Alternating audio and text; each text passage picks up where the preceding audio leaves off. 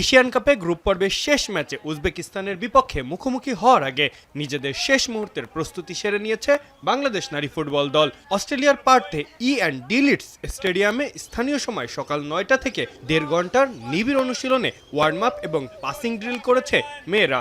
পাশাপাশি নিজেদের মধ্যে একটি 20 মিনিটের প্রস্তুতি ম্যাচ খেলে চূড়ান্ত রণকৌশলও ঝালিয়ে নিয়েছে আফিদা, ঋতুপর্ণারা। টুর্নামেন্টে 2 ম্যাচ হারলেও এখনও শেষ 8-এর দরজার সমীকরণ খোলা আছে বাংলাদেশের সামনে। ফিফা র্যাঙ্কিংয়ে বাংলাদেশের চেয়ে ঢেরে গিয়ে উজবেকিস্তান, তবে 63 ধাপ পিছিয়ে থাকলেও নিজের মেয়েদের নিয়ে আশাবাদী পিটার বাটলার। সংবাদ সম্মেলনে তিনি জানিয়েছেন সেরাটা দিতে প্রস্তুত তার দল।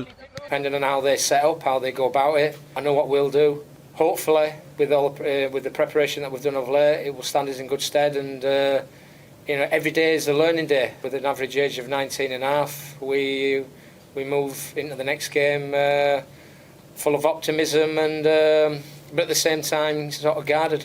কোয়ার্টার ফাইনালে সমীকরণ জিয়ে রাখার প্রথম শর্ত হলো উজবেকিস্তানকে যে কোনো ব্যবধানে হারাতেই হবে বাংলাদেশকে। তবে শুধু জিতলেই হবে না, নির্ভরশীল থাকতে হবে অন্য দলের দিকেও। যদি এ গ্রুপে ইরান বনাম ফিলিপাইন ম্যাচটি ড্র হয় এবং বাংলাদেশ নিজেদের ম্যাচটি জিতে যায়, তবে সেরা তৃতীয় দল হিসেবেই প্রথমবারের মতো এশিয়ান কাপের কোয়ার্টার ফাইনালে নাম লেখাবে বাংলাদেশ। অধিনায়ক আফিদা খন্দকার জানান তার দলের হারানোর কিছু নেই।